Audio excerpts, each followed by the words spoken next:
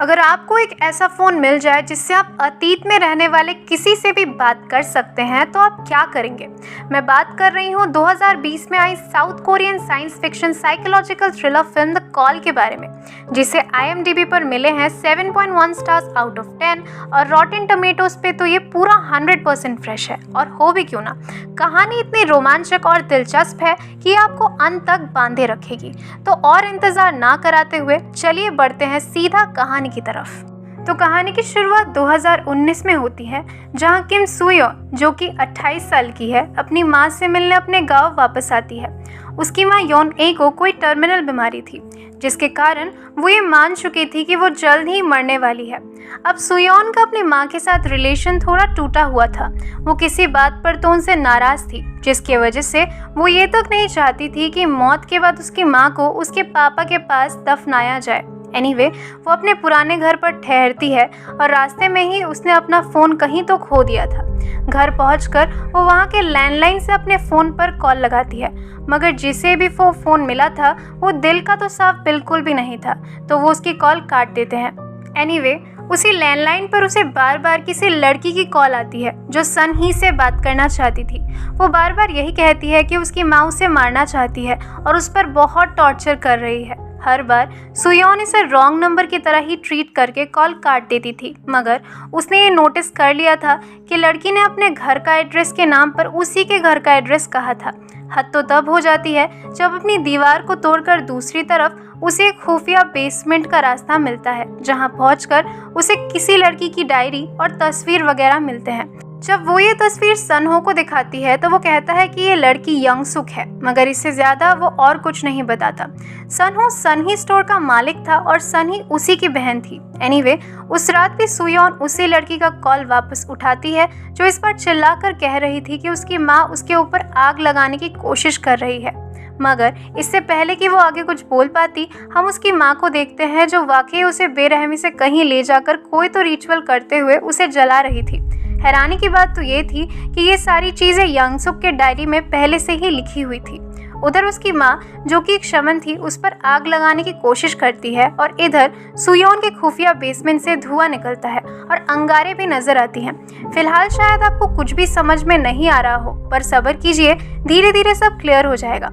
तो अगले दिन जब यंगसुक सुयोन के यहाँ कॉल लगाती है, तब सू उसे सब कुछ समझाने की कोशिश करती है कि असल में वो दोनों एक ही घर में रहते हैं, मगर उनका टाइमलाइन अलग है। यानी यंगसुक 1999 में 28 साल की थी और इसी घर में रहती थी, और सुयोन 2019 में 28 साल की है और इसी घर में रहती है।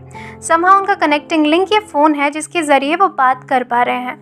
अब यंगसुक को उसकी बातों पर पहले तो भरोसा नहीं होता और वो कॉल काट देती है, लेकिन इससे पहले ही सू ने उसे एक इन्फॉर्मेशन दे दी थी कि प्रूफ के तौर पर वो उसकी डायरी पढ़ सकती है और अगले दिन गिम्बो एयरपोर्ट में एक प्लेन क्रैश होने वाला है। 1999 में यंगसुक की मॉम उससे काफ़ी सख्ती से पेश आती है और वो भी इससे काफ़ी मेंटली ट्रॉमेटाइज्ड हो चुकी थी कि तभी टीवी पर उसे उसी प्लेन क्रैश की खबर मिलती है, जिसके बाद अब उसे सू पर यकीन हो चुका था।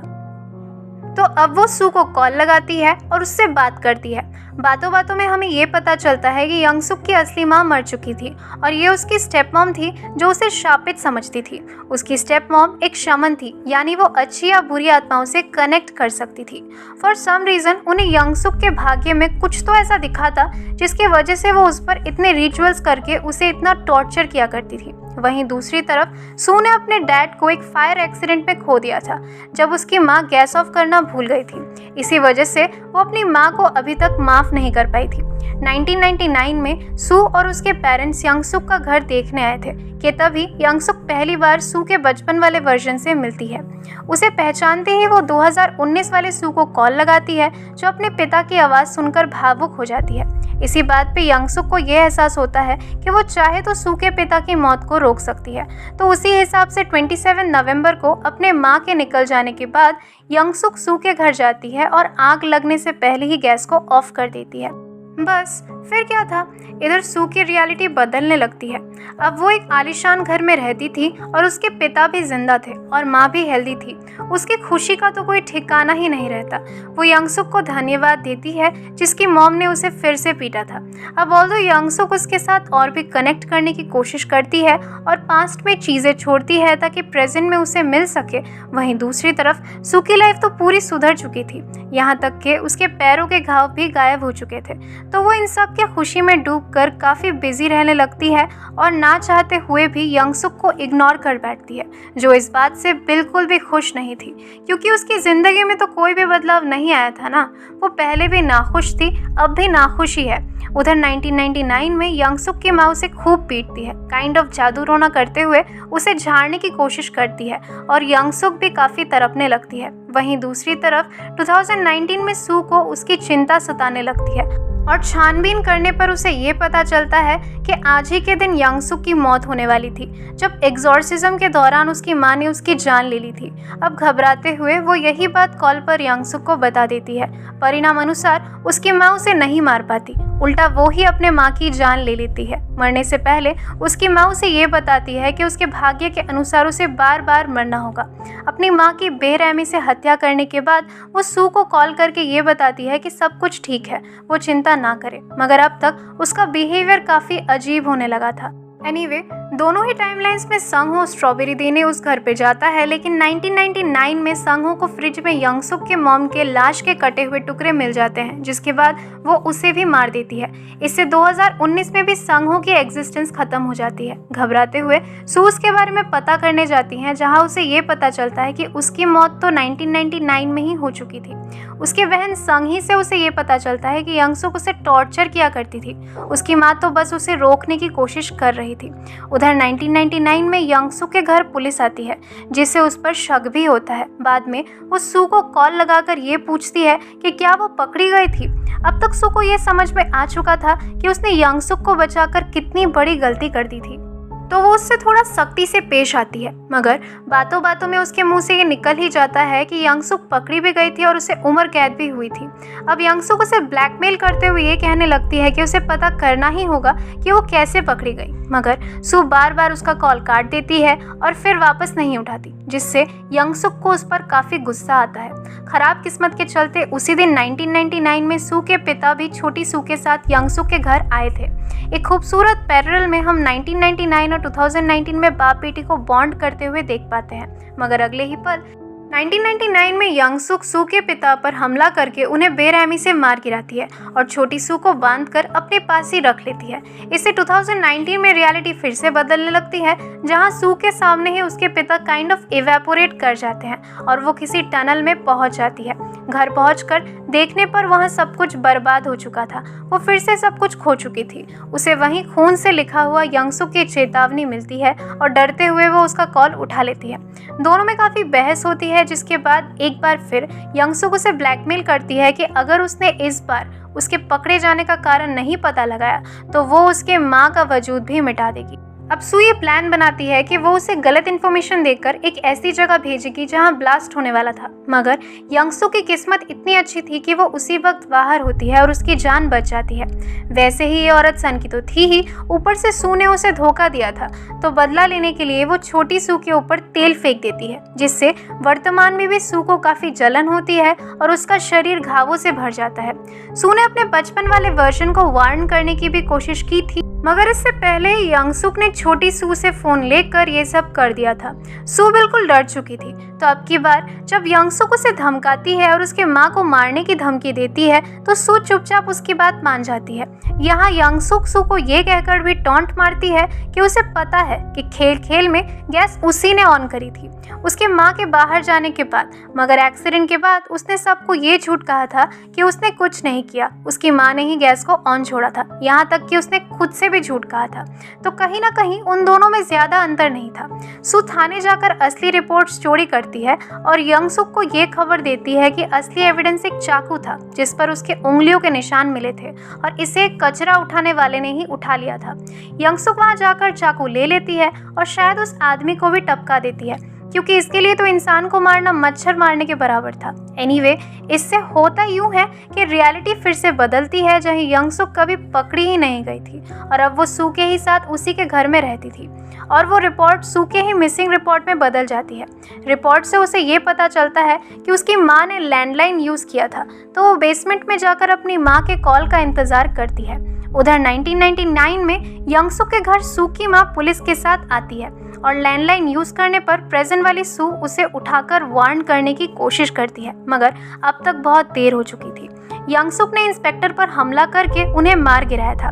हमें एक और पैरेलल दिखाया जाता है जहां 1999 में यंग सुक सू की मां को मारने के लिए उनके पीछे भाग रही थी और 2019 में सू को मारने के लिए उसके पीछे भाग रही थी।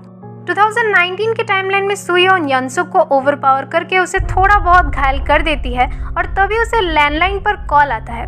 1999 से उसकी माँ उससे बात करके मदद मांग रही थी। वो उन्हें हौसला देते हुए लड़ने को कहती है और फायर एक्सटिंग्विशर की मदद से यंगसुक पर अटैक करने को कहती है, मगर यंगसुक उन्हें ओवरपावर करके घायल कर देती है और दोनों ही टाइमलाइंस में यंगसुक सू पर हमला करने ही वाली होती है कि तभी सू की माँ उसे बैल्कनी से धक्का मारते हुए नीचे गिर जाती है, जिससे 2019 में यंगसुक गायब हो जाती है। सू अपनी माँ को ढूंढते हुए बाहर जाती है और सरप्राइजिंगली वो बिल्कुल ठीक थी, बस उनके शरीर पर पुराने कुछ घाव थे। ये देखकर उसे पहली बार अपनी माँ के साथ भी लगाव महसूस होता है और वो दोनों खुशी खुशी साथ चलने लगते हैं, मगर अगले ही पल हमें ये रिवील किया जाता है कि यंगसुक तो हमेशा से ही एक कदम आगे थी, तो उसने पहले ही अपने 1999 वाले वर्जन को कॉल करके वार्न कर दिया था, जिससे शायद पास्ट में वो बच गई। परिणाम अनुसार सू की रियलिटी एक आखिरी बार फिर बदलती है और उसकी माँ गायब हो जाती है। अब की बार वो टॉर्चर रूम में बंधी हुई हालत में थी और अब यंगसुक उसकी काफ़ी अच्छे से खातिरदारी भी करने वाली थी और कहानी यहीं पर ख़त्म हो जाती है। थोड़ी कॉम्प्लेक्स तो थी, मगर चलिए अब इसे थोड़े सिंपल तरीके से समझते हैं। 2019 में सू को अपने घर पर एक कॉर्डलेस फ़ोन मिला, जिससे वो 1999 में उसी घर पर रहने वाले या आने वाले लोगों से कांटेक्ट कर सकती थी। इस फ़ोन की शक्तियाँ और इससे जुड़े टाइम बेंडिंग रूल्स को थोड़ा समराइज कर लेते हैं। पॉइंट नंबर 1 ये है कि प्रेजेंट पास्ट को कंट्रोल नहीं कर सकता, मगर पास्ट प्रेजेंट को बदल सकता है। लेकिन वर्तमान में फ़र्क हर इवेंट से नहीं पड़ता, सिर्फ किसी की मौत होने से या किसी की मौत को रोकने से ही प्रेजेंट बदलेगा। इसी वजह से जब 1999 में यंगसुक ने सू के पिता को मारकर उसे कैप्चर कर लिया था, तब प्रेजेंट में बस उसके पिता गायब हुए थे, मगर 2019 में वो यंगसुक के पास बंदी बनकर नहीं थी। दूसरी बात, सुयोन और यंगसुक दोनों ही किसी तरह के टाइम बबल में अटके हुए थे, जिसकी वजह से टाइमलाइंस में इतने चेंजेस और उनकी प्रेजेंट रियलिटी इतनी बार बदलने के बाद भी उन्हें सब कुछ याद रहता था और वो इसी जानकारी को बाद में यूज़ भी करते थे। उनकी टाइमलाइंस पूरी तरीके से आपस में कनेक्टेड है, यानी अगर 2019 में सू के यहाँ 3 मार्च के रात के 3 बज रहे थे, तो 1999 में भी यंगसुक के यहाँ 3 मार्च के रात के 3 ही बज रहे होंगे। इसी बात का फायदा उठाकर ही तो सू ने शाम के 5 बजे के ब्लास्ट के हिसाब से यंगसुक को मरवाने का प्लान बनाया था, जो कि असफल रहा। एक और बात यह है कि ये फ़ोन किसी भी टाइमलाइन में कोई भी यूज़ कर सकता था, इसीलिए तो सू की माँ भी उससे बात कर पाई। अब सू और यंगसुक दोनों ने ही इस फ़ोन की शक्तियों का गलत फ़ायदा उठाकर पास्ट को बदलकर प्रेजेंट को सुधारने की कोशिश की थी। सू चाहती तो सब कुछ भुलाकर अपनी माँ के साथ भी सही ढंग से रह सकती थी, गिवन द फैक्ट कि उसके पिता की मौत भी कहीं ना कहीं उसी के गलती के कारण हुई थी, मगर सबकॉन्शियसली इस बात को उसने अपने दिमाग में ही डिनाई कर दिया था और अल्टीमेटली उसका प्रेजेंट पहले से भी कई ज़्यादा भयानक बन गया। अब यंगसुक की मॉम की बात करी जाए तो वो एक ग्रे कैरेक्टर है, जिसे डायरेक्टली अच्छा या बुरा नहीं कहा जा सकता, क्योंकि उन्होंने यंगसुक के साथ इतनी सख्ती और अल्टीमेटली उसकी हत्या इसीलिए की थी क्योंकि उन्होंने उसके भाग्य में कई कत्लों को होते हुए देखा था, यहाँ तक कि यंगसुक को कई बार मरते हुए भी देखा। उन्हें ये लगने लगा कि यंगसुक में कोई तो बुरी शक्ति है जिसे कंट्रोल करके नहीं रखा गया तो काफ़ी बुरा हो सकता है, मगर ये खुद में भी एक पैराडॉक्स है, क्योंकि यंगसुक भी खूनी इसीलिए बनी क्योंकि उसके साथ हर रोज़ इतना टॉर्चर होता था। पहला खून भी उसने अपनी माँ का ही किया था, जिसके बाद वो काइंड ऑफ एक साइको किलर में तब्दील हो गई, जिसके कोई इमोशंस भी नहीं थे।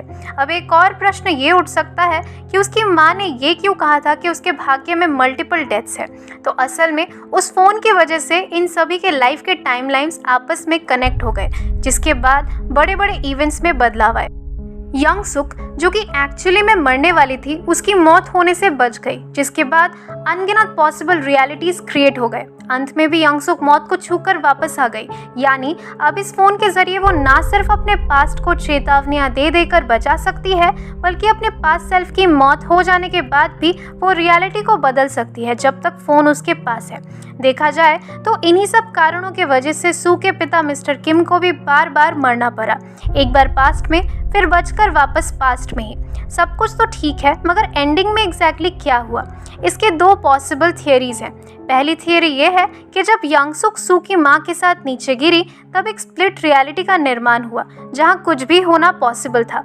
अगर यंग सुक दम तोड़ दे और सू की माँ बच जाए तो सब नॉर्मल हो जाएगा, और अगर दोनों ही मर जाए तब भी सब कुछ नॉर्मल ही रहेगा, बस प्रेजेंट में सू की माँ नहीं रहेगी। और अगर सू की माँ मरकर यंग सुक बच जाए तो क्या हो सकता है, वो तो आप समझ ही सकते हैं। तो उस फॉल के बाद फ्यूचर अनसर्टेन था, क्योंकि दोनों ही क्रिटिकल थे। इसीलिए 2019 के रियलिटी में एक ड्रीम रियलिटी फॉर्म हुई, जहाँ सू की माँ जिंदा तो थी, मगर उनका कब्र भी मौजूद था। आप इसे श्रोडिंगर्स कैट थ्योरी के साथ कनेक्ट कर सकते हैं। लेकिन मिड क्रेडिट से हम समझ जाते हैं कि यंग सुक ने आंखें खोल दी थी, यानी वो सरवाइव कर चुकी थी, जिसके बाद उठकर उसने सू की माँ को मारकर उसे वापस से किडनैप कर लिया होगा। अब इससे पास्ट वापस से सर्टेन हो गया, जिससे ये 2019 वाली ड्रीम रियलिटी भी बदल गई और सू की माँ वहाँ से गायब हो गई। और अब सू अपने ही घर के बेसमेंट में बंदी हुई यंग सुक की कैदी थी, जो सपोजिटली 20 सालों से उसे वहां रखकर टॉर्चर कर रही थी। सेकेंड थ्योरी के हिसाब से उसकी माँ को जिंदा पाना बस सू की इमेजिनेशन थी, और असल में यंग सुक ने जिंदा बचकर उसकी माँ को मार दिया था और उसे कैप्चर कर लिया था। और ये भी हो सकता है कि एक्चुअली में ये सब कुछ हुआ ही ना हो, सब कुछ ठीक हो चुका हो, और हैप्पी एंडिंग की तरह यंग सुक की मौत होने के बाद शायद सू अपनी माँ के साथ सही से रह भी रही हो, और मिड क्रेडिट सीन बस उसके दिमाग में दबा ट्रॉमा हो, जो उसे अपने रियलिटी पर यकीन करने ही नहीं दे रहा हो। पर्सनली मुझे पहली थियरी पर सबसे ज़्यादा यकीन है, मगर आपकी राय अलग हो सकती है। सो कमेंट सेक्शन में मुझसे शेयर ज़रूर कीजिए। ये मूवी टाइम ट्रैवल के बेसिक लॉज के रीजंस को भी अच्छे से जस्टिफाई करती है, यानी जो हुआ है वो किसी ना किसी वजह से ही हुआ है। अगर उसे रोका जाए या बदलने की कोशिश की जाए तो इससे भी ज़्यादा बुरा हो सकता है। सुयोन को ना ही अपने पिता को बचाने की कोशिश करनी चाहिए थी और ना ही यंग सुक को, क्योंकि ऐसा करने की वजह से ही अंत तक उसने अपनी माँ को भी खो दिया और अब यंग सुक की कैदी बनकर उसे अपनी बची कुची जिंदगी भी काटनी पड़ेगी। एनीवे, फिर वापस लौटेंगे एक नए कहानी के साथ। मिलते हैं अगली वीडियो पर, तब तक के लिए लेट्स कीप दिस एनोनिमस।